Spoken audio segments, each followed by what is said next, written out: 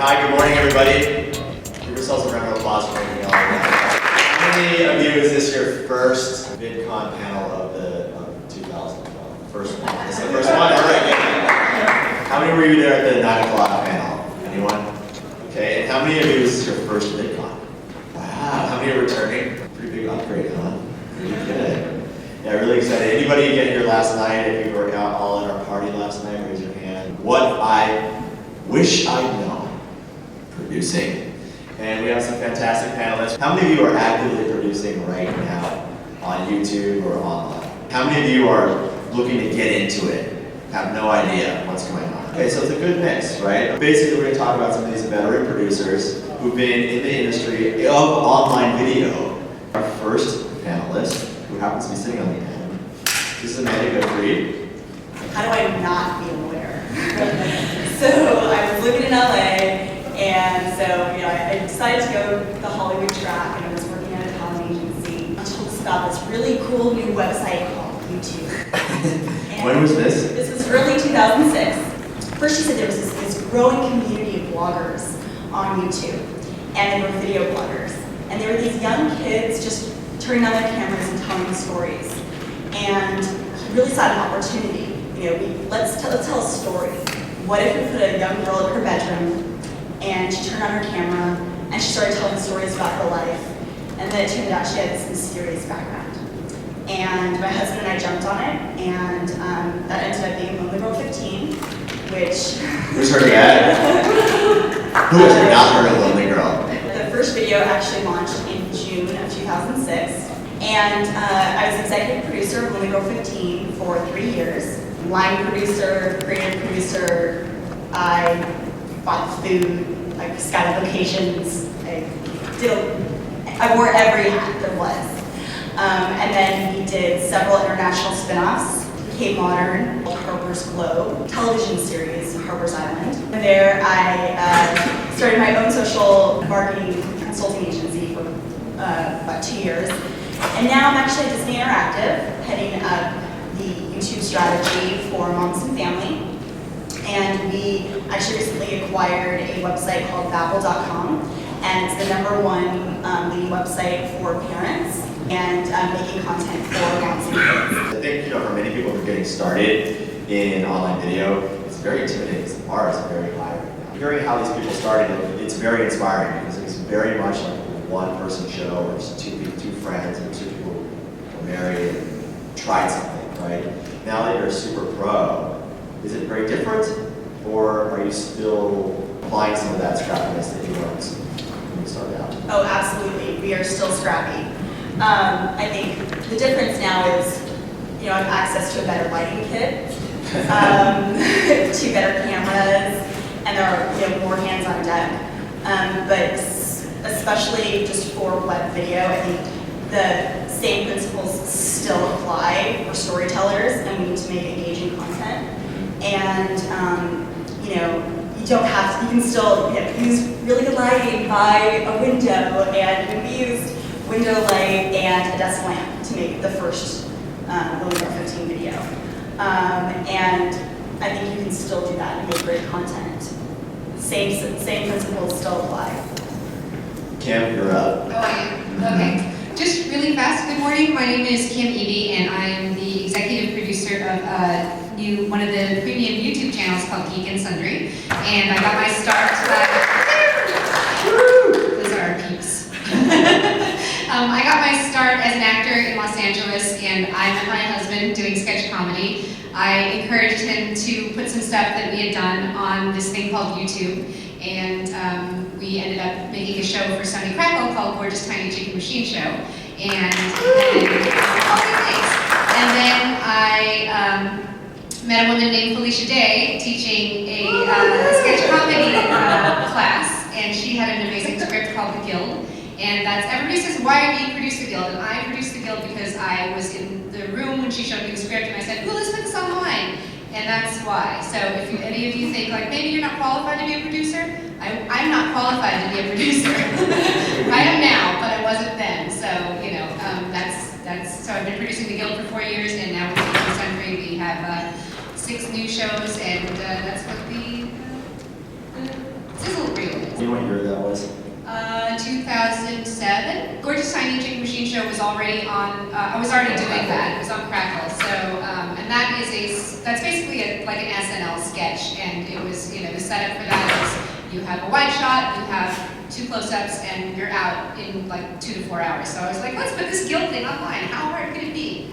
It was a lot harder. Was your character Kiko? Was that? My character was Kiko, yeah. She had showed it to me. She had written a great TV pilot, and I said, well, I mean, to me it was the biggest no-brainer in the world. She's a really talented actress. She'd been on Buffy the Vampire Slayer. She had an amazing script, and it was about people who, in 2007, were the ones who were already saying, I don't watch TV. I just get all my stuff on the internet. Like, you know, so these, you know, there were at the time.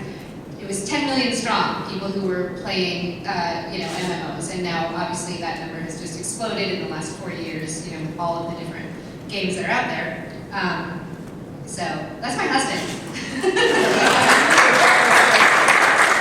So Greg's channel is YouTube Mediocre Films, and this is much harder than a video game.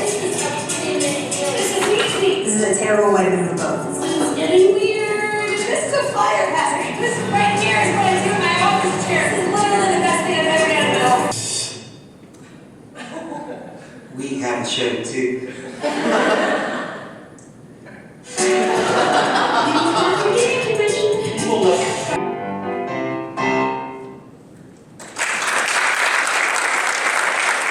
you can see we have 6 shows on our slate, and so basically we are still working for what you see in a really low budget arena, because Right. we decided that we were just going to try to, you know, Do more. with less, which is what we do. But we don't have to keep doing that. Anybody who wants to give us more money.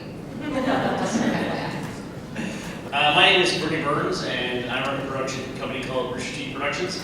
Our flagship show is a long-running 10-year show called Red vs. Blue. Which great. How many years?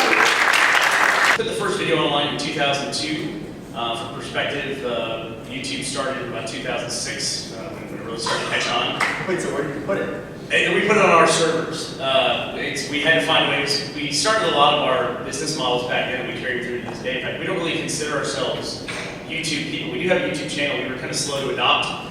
We started our YouTube channel in 2008. Last year, we were the number 8 most watched YouTube channel, and we just hit 1.2 billion total views on YouTube. So, yeah. So we've been doing it a very long time. The 10th season of Red vs. Blue, which I think is what the trailer is for. This year, it's a lot more custom animation. When we first started the process, we developed a process of animation called Machinima with Little M, which you probably know as a brand name now with capital M. But it's a process of using video games to do real-time animation. So the first 7 seasons of the show, we're essentially using the video game Halo to tell a story, a funny story, and then we start to break out and do more custom animation.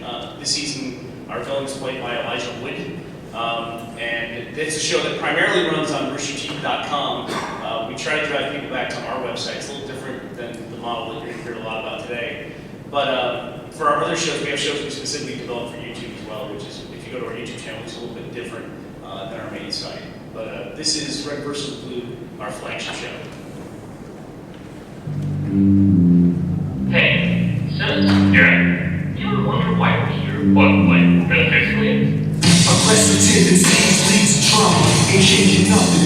Kill the karma. Well, it's a little different. When we started, it was 3 people in a spare bedroom in my house. And so we had to have a way to produce a show, an animated show, that we could do on a weekly basis without a whole team of animators because we couldn't afford that. And so we were using the video game Halo essentially to use the characters like digital puppets in a way. So it was very much a writing delivery mechanism, the whole show. So it was a very written show.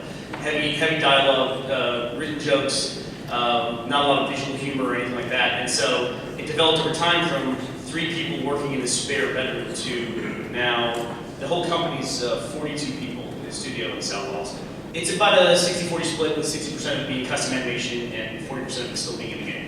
Like the traditional model of, you know, the way Hollywood films produce. I was an independent filmmaker in the late 90s, so I was doing film festivals and all that, and trying to go through the process. We'd spend a year making a movie, and then we'd spend a year promoting a movie, which is essentially the process of taking a movie and showing it to some people, and and asking them to allow you to show it to other people. It's a hard model to even imagine these days. Like, we scrapped like hell to try to get our film into a festival, which meant basically like we'd be in a room about this size, and 200 people might watch your movie.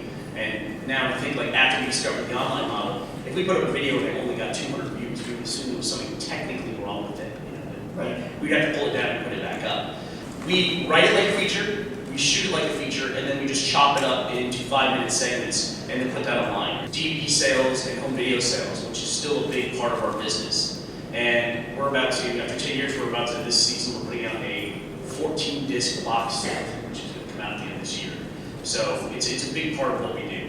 And a big part of what we do now also is this growing back catalog of videos we have. Our YouTube channel alone, we have 3,400 videos, which are this constant rolling kind of juggernaut behind everything that we're working on right now. Cool. James Haffner, I produce SourceFed. It is a news channel created by Philip DeFranco. How did I get into this? By 2003, I'm jumping way back. Even before YouTube, I was the guy who used to run around with like a handheld camera and a video microphone and walk into like local businesses, like tuxedo shops, hair salons, you know, whatever it may be. And I'm like, the internet, I'm like, you guys need a web video. Like, do you want to increase your business? I will make a web video for you. Put it on, on your site, and you'll get advertisement. And so like I was always just creating my own projects and going out and doing that type of stuff. And I wound up creating a reality show based around my friends in New York. It got picked up by MTV for about 3 episodes, but never made it to air. Once I did that, I was like, okay, this could really be a legit job. Like, I wouldn't just be running around with like a handheld camera. And just, try to do the traditional pitch, TV shows to networks and, make documentaries and all that. And wound up out here in LA. I've been working with Phil now for 2 years. Basically just having fun and creating awesome stuff, and that I'm here now. SourceFed, we have 4 hosts: Lee Newton, Joe Beretta, Elliot Morgan, and Steve Zaragoza. And we put out 5 videos a day, anywhere between 2 to 4 minutes. And we'll touch on really anything that jumps out to us, whether it be video games, politics, people that do stupid things. We strive to inform and entertain and educate people, shed light on what's happening in the world around people in a fun way. So. Hello, morning. Welcome back. 20 minutes and less explosion! The 2 minutes and 30 seconds it took you to eat up that hot pocket you're tweeting about. A new trend is popping up in the American court system. She was told to cover up the t-shirt and to never, ever wear it again. That would be incredibly controversial and horrendously inaccurate. And although Jason Russell wasn't technically arrested, this represents the end of part-time childhood. Pizza is a power food, and I understand every mistake. What are you doing? Step off, son. Nobody asked you.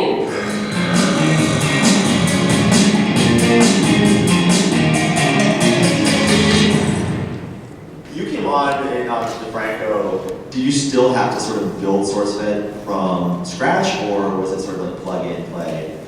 Definitely not plug and play. It's funny actually. So Phil was looking for an editor, shooter, director, and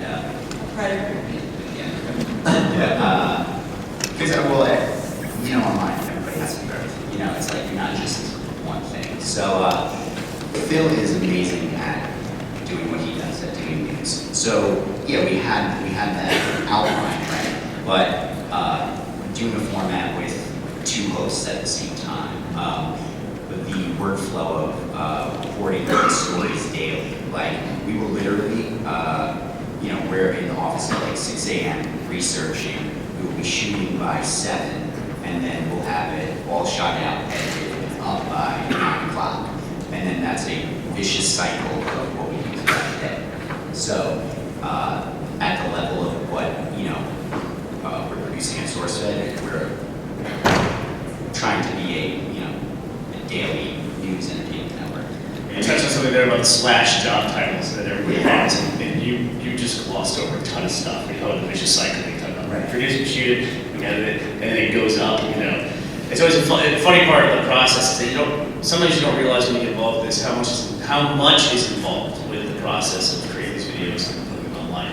For example, when we were shooting Rivers season 1, we were all at day jobs. So the show came out on Friday, so we were up and working all night Thursday. We finished the show at like 2:30 in the morning, and everybody was like, great, you finished the last shot. The way we shoot it, essentially when you're done with the last shot, you're done with your first pass of editing. So everybody's like, great, we're done, we're going home. Like, yeah, bye jackasses, you know, because then I have to edit. And then just the process of going up is a whole pipeline that you have to manage of like staring at progress bars until 4 in the morning or 5 in the morning sometimes. So it's something you can say in a sentence, but it's a lot of work that goes into it. As you scaled up and brought on more people, like you said, it's 3 people and now it's 42 people. Was it difficult to Yes. delegate authority or let go? I mean, I feel like that is something that can be a big challenge for producers, is doing everything. I would say probably the hardest part, you know, from any growth is that when you add someone in to do a specific job, the idea is that as soon as create the title, create the position, put the person in it, that's immediately going to get better. It's not always the case because, you know, you've been doing it or somebody else you've worked with for a long period of time has been that person doing it. And so when somebody new comes in, there's always going to be growing pains. So it really can be initially very tough to how we change this position. And suddenly this is now harder than it's ever been before. So yeah, it's just, you know, growing pains are definitely a big deal. And then as something takes off, Kenny, I talk about this, is that as something takes off, servicing that thing becomes such a big job that it takes over a lot of the creative aspects as well. I used to read blogs by you and Felicia, like, today we're doing taxes, you know, and you're like, LLD paperwork. And it's I can relate to that. It's not part of the story that many people tell. Yeah. Yeah, can you comment on that a little bit, Kim? Well, it's not the glamorous part, and I think, you know, it's interesting because I think a lot of people do want to get into online video because they see it as like the dream job because you get to work from home, and it seems like all you do is shoot a video, put it up, and then you make millions of dollars, you know, and it's like, it's really, yeah, it's really hard. There's a huge workflow, and I agree with you. I mean, right now, working for me is awful because my assistants are like, okay, so I'm here, what do I do? And I'm like, you know, and I'm looking at my to-do list that literally has like 105 things on it, and I'm like, I don't know which one to give you. It's hard to delegate, but. Well, when you started with the Guild, I mean, how many of you were working on that? 2. I mean, Felicia and I were initially. I mean, we had a small crew that did everything, but then once the show was up, it was basically, you know, Felicia was doing everything for social media and publicity, and then very quickly, you know, it kind of split, and yeah, I became more of the business aspect, and Felicia, you know, just the day-to-day operations, and then Felicia was more of the creative and putting the show out there. So my husband edited the second half of the first season. He directed and edited the second half, and then our first editor, Jane Southern Morgan, did the first half. So, and now Sean Becker does everything. What are those elements that you have to be thinking of when you're producing something, especially if you're a unified producer? It starts with the concept. We think about how, with all the technology, with all the different social networking sites, we think first about how is this going to be shareable. You know, first we want to tell a story, but what element of this will be shareable? So I think we think about that as we're creating the idea. How can this be interactive? Always thinking about that. How can we engage our audience? So that begins before even, you know, pen to paper or start, you know, typing out an idea. If specifically we're talking about Little Girl 15, we had a whole world of characters, you know, that were real, that were in game. And there were so many ways that our fans could engage with the characters. A chat room, whether it was on Ustream, you know, and so we would fit that into our plot lines. You know, we have a mystery to solve, and, you know, we need your help. I'll be in the IRC chat room at 7:30. We even did in-person meetups.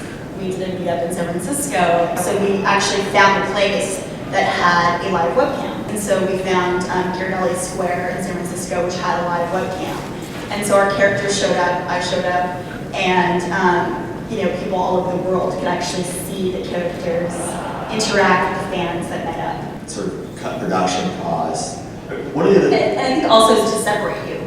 Just because the field now is pretty saturated, so how do you stand out? What makes you different? A lot of producers say that it's really hard to just begin, just because it's overwhelming. Do you have any words of inspiration for? It's also hard to finish. Because sometimes you work on a project and there's so many hurdles, whether it be in pre-production, production, or post, where a project could just stop. Maybe run out of funding, maybe one of your employees leave, or like your computer dies and all your footage gets wiped, and it's like that's it. What are you gonna do?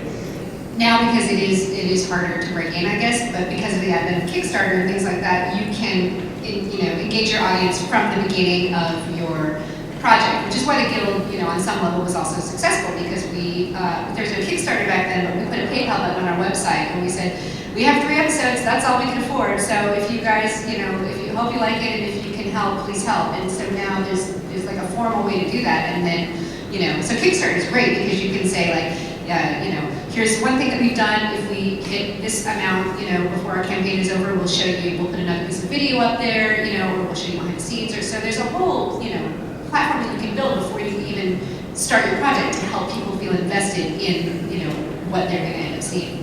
And I would also say that leverage every single person you've ever met. Keep every card, remember every name. I set up a show in the UK from my home in Los Angeles, and not knowing anyone there. And I had to cast an entire show, hire writers, editors, set up an office.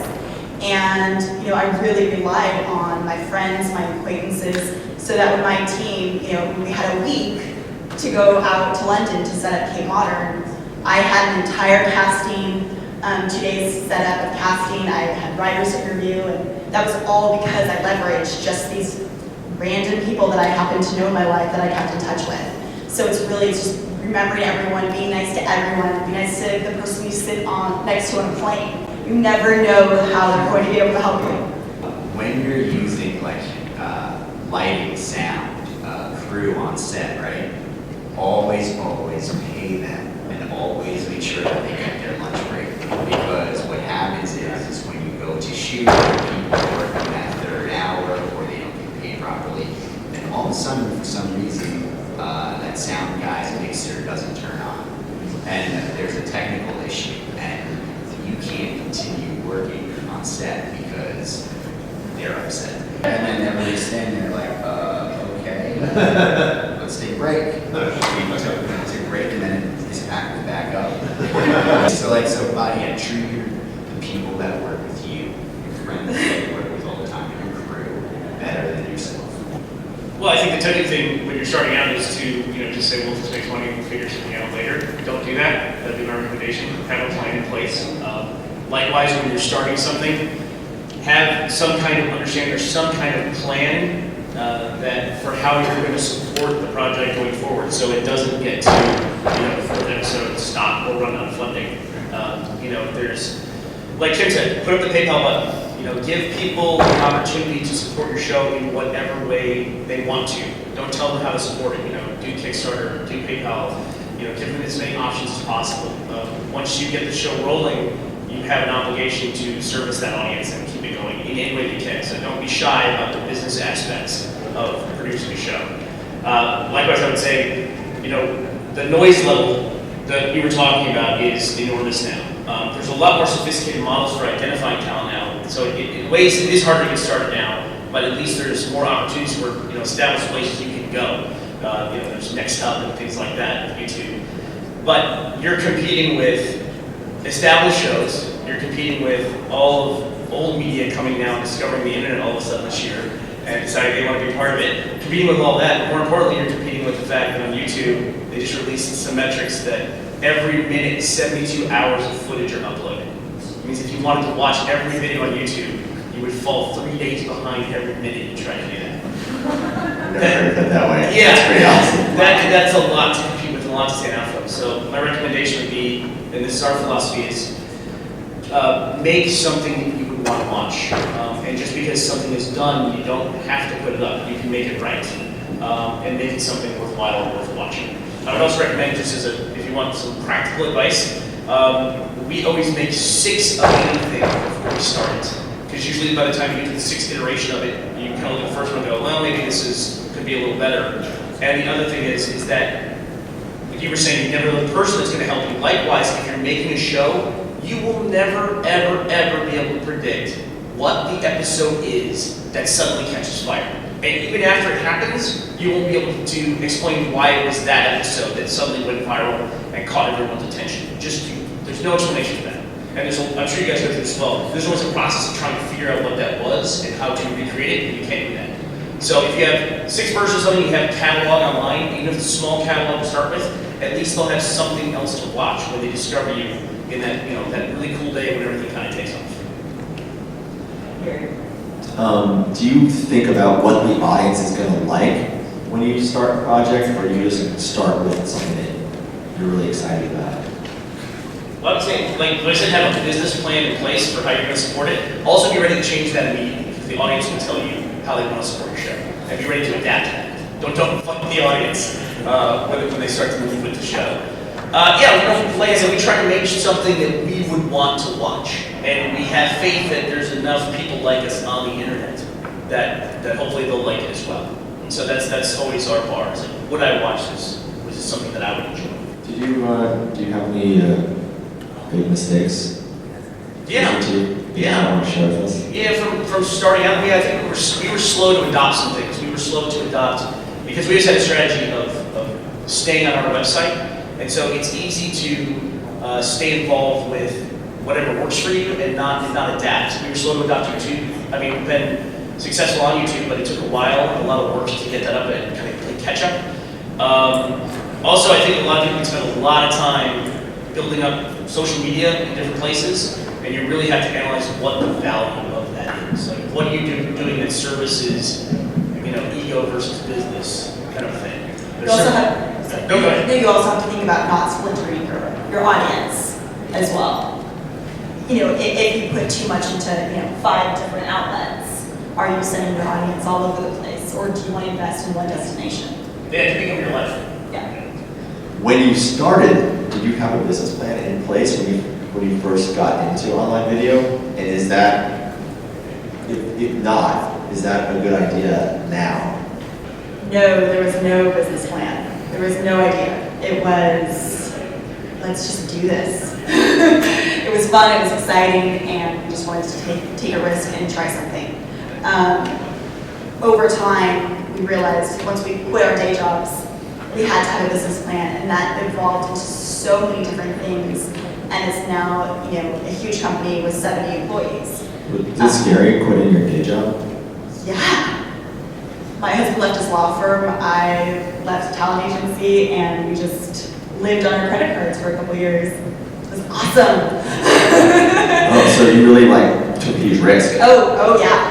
We just said, we don't own any property, we don't have any kids, if not now, when? This is so exciting, let's just do it. And I don't think that if we had thought about, we have to have a business plan, we have to have funding, we have to have this and that, I don't think we would have done it. It would have been too thin. Yeah, we would have had to do that. I mean, did you have those moments as well when you're like, okay, we're going to do this for real? Gosh, with the guild, it was, it was so incremental that it's hard for me to say, but what I would say to somebody, if you're out there and you are just, if you have your passion project, you want to do it, don't quit your day job. Because everybody who's working in this industry as professionals, we are all still figuring it out on a day-to-day basis too. So there's no formula, there's no answer, there's no one way that you're going to do this. So the idea that you could quit your day job and figure out the exact right way that you're going to, over a year or 6 months or 2 years, do this, it's not possible. So really, I think what everybody who does online video now, who's still here from 2002 or 5 or 6 or 7, has in common is that we all just had stuff that we either wanted to do with friends, that we thought, this is great, let's just do this because we're passionate about it, or there were things that we were just doing anyway, and then it just happened, to take off, and then slowly it does become apparent, here's this, okay, now we're going to take the risk, or now we're going to, quit our jobs or whatever. Does that make sense? Yeah, that makes perfect sense. No, it makes sense to me. It's always funny in panels like this. It's sometimes it's labeled as secrets of success or whatever, something like that. And I did the same thing when I was starting out. I read Robert Reed's biography, And in any path to someone who's successful, there's no model, because there's always going to be some kind of X factor that kind of things fell into place that no one's ever going to be able to recreate. Even those people would be able to recreate it if they did it again. And so if you follow someone else's model exactly, you're not going to get that X factor. You're just not going to. However, I find that people tend to fail in exactly the same ways. They make the same mistakes again, so if you can identify the ways that people fail and then just don't do those things, you're way ahead of the game. Do you have examples? Well, this is a little, I'm assuming most of you are starting out. The big thing that I saw for a while is, as people have developed an online show, and they build an audience, which is like lightning in a bottle, a lot of times, that there was always an interest from television, like, oh, this is popular online, let's try to develop this into a TV show. And then people would abandon their online audience to go into TV development. You talked a little bit about it with how long that takes. And then after that deal evaporates or just doesn't happen, as they often tend not to, then they're like, oh, let's go back to our online audience. And then they realize what they've lost in that process. And it's hard to recreate once it's gone, for sure. I saw one hand jump up here right when I asked questions. I guess I wanted to know, what's the Google investment like? I want to know kind of explicitly what it's about, because you kind of implied, the woman with the red hair, that it's not a lot of money. From my understanding, is it just like a recoupable investment? I don't think I can talk about it exactly in terms of what it is, but when I say it's not a lot of money, what I mean is it is a lot of money to somebody who is not making any money doing this. But in terms of television. Yes. In terms of television, probably we do entire seasons of our shows on less than one episode of one television show. So, that's what I mean by not a lot of money. And it's a recoupable investment. It's not money they give you that you never have to return to them. I can probably answer that. Just as far as I understand, basically that investment is recouped against ad sales. Okay. Against it. And then once that's recouped, then it's split. But basically they underwrite a majority of the production and enable producers to sort of build platforms and businesses. So for example, you can start from having one show that's a success and then build 6 shows on a channel that are a success. Would you guys rather be like television, that they give you developmental money that they don't expect to make back? Do you think that would be progress in this industry? You mean like a licensing fee? Where's the TV deal when they don't want to make I money? was gonna say, wait, who wants to not make their money? And I would say too, as someone who doesn't have one of the Google channels, and obviously the value of it as well is not just tied to production funds, but also in the marketing of the show and cutting through that noise. If YouTube's helping you cut through YouTube's noise, that's an enormous value there, really. I mean, a lot of those shows get lifted up and they have the potential to be enormous. Specifically with the new channel design and the new homepage design, where now YouTube promotes certain channels and doesn't promote others.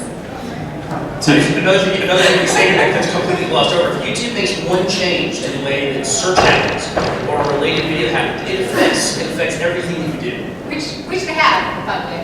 So They do it constantly. But to clarify, that's not like money that's owed back. If you're getting an advance against your ad revenue, then there's going to be a certain point that you're not going to be making ad revenue immediately. I know there are other business models that you're subsisting on simultaneously, like the sales of merchandise and whatnot. But in the TV world, you say you'll get developmental money just to create an episode, but you still have future potential, and that's not money that is against the total That's right. value No, of it's your still show. sort of in line with the Google YouTube idea of revenue sharing and profit participation as opposed to upfront advances and licensing fees. And I think that type of sophisticated economics is evolving, but I still think mostly on the internet it's sort of like let's be partners in this. Let's split revenues. I guess I just kind of wanted to know if you guys would wish there was some other way, if there was a better way. That's what I'm trying. I'm one of the people that's opposed to using any of the models for TV or even the word TV in association with anything that has to do with web, because I think they're totally different business models. I think if you look at the way, I really do think the rest of the world is running in this direction, and I don't see why we have to apply that system to this one. So no, I don't look for television deals, because usually it's like I love the fact that I own all of the stuff that I make.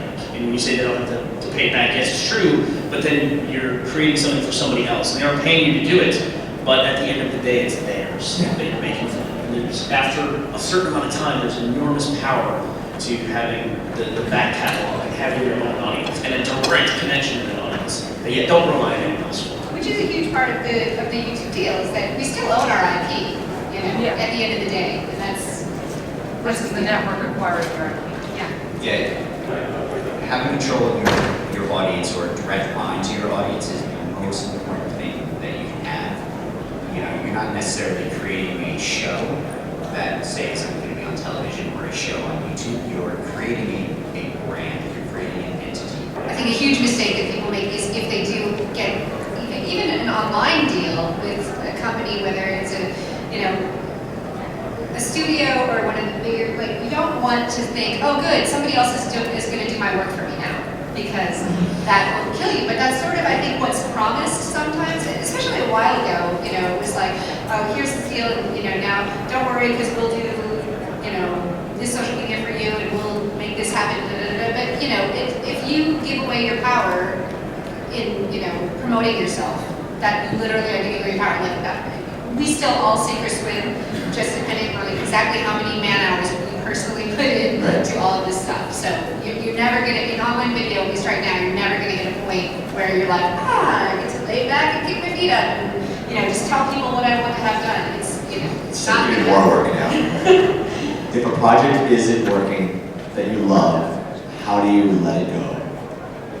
Have you experienced that? You know, how much engagement and reaction are you getting from people? When you put it out there, I would just, you know, see what people say, what advice they have, what do they like, what do they don't like, and, you know, try and shape it best you can for that. And, you know, literally just don't stop. That's, you know, whether it's just continue with that project or, you know, take that advice and those lessons that you learned and then just put it into another one. You started out small and then you got a lot of financial backing. How has that affected your content? Is that a good thing or a bad thing? It's just different. You know, sometimes, you know, when you're on your own, you're working on your passion project. And then other times when you get commercial backing, you are looking for someone else. But, you know, still try to make it something that you love. If somebody buys your show, like you were saying, you know, it's not yours anymore. You know, now that I'm at Disney, you know, it's a different, totally different experience because it isn't, you know, my passion project that I'm working on. I'm working on really great content that I love, that I think is important, but I am serving a bigger brand, something that I have to protect, and serving just a different audience. Ooh, so if you wanted to attract 45 plus audience, what would you do? Well, first, you know, I mean, it takes a lot of research. And specifically, you know, what do they look for? You have to ask yourself, when a 45-year-old or older goes online, what are they looking for? Are they looking to be entertained, or are they looking for service content? Do they get their things through Twitter, Facebook, or maybe they get most of their information through email or their RSS feed? You know, think about what they're looking for and how they get it. And then go to those places and see what's most popular. I use so many different, you know, search tools and, you know, trending things. I think, you know, one of the biggest tips is just to keep track of like a zeitgeist calendar of what's trending, what are the big things that are coming up in your demo, and what they're looking for, and tailor your content to that. You know, if your audience is looking for 4th of July barbecue recipes, you know, tailor it towards that audience and then feed it out through those outlets of where they get their information. And then, you know, once you have the content, share it in those places, find out who those influencers are in those locations. If maybe they get most of their content from, I don't know, Yahoo or wherever, find the people who are really making a mark there and maybe incorporate them into your show or promote it. You know, so there's just, it takes a lot of research. You basically identify someone who has that audience already and then show them your show. Blogs, in my experience, blogs have been very undervalued but enormously powerful. For instance, if we get covered by things that seem very cool, like CNN or being on MTV News. You're like, this is gonna be amazing, it's awesome, and it's like, you look up the next day and the needle barely moved. But I got covered by a car blog for something we did with a car, and that translated into a whole new audience, and thousands of views, because it's people going there to find content. It's not a whole selection of content, they'll select what they want to watch, because that's what those big news agencies do, is they provide a lot of different content, and the users are what drive it, so they can see what they want to see. It's their community. Yeah, exactly. They're doing what you're doing. So, but if you can find blogs, I would say that's a really efficient way to reach a lot of people. Making relationships with bloggers is like number one. I mean, I had to establish communities around Paula Dean, around Lisa Silverstone, and what I did was I just did research on Twitter, on Google, and just found those people who were prominent in the cooking field or in the vegan field, and then reached out to them. And like you said, if you get something posted on one of those content sites, you're on your way. And the best thing is they always need content. They always need, yeah, it's true. Every blog needs content every day. The Huffington Post needs content every single day. Start following. Right, but start following everyone you can on Twitter, all of their lists, and start engaging with those influencers. And get them to share. I think that's all the time that we have. Thank you so much. Make sure you follow these people on Twitter, starting with Amanda. Amanda Goodfried. At James Haffner. At Kimmy. And Burnie Burns, Burnie EU. And I'm Drew at 2Filter. Thanks so much. Thank you.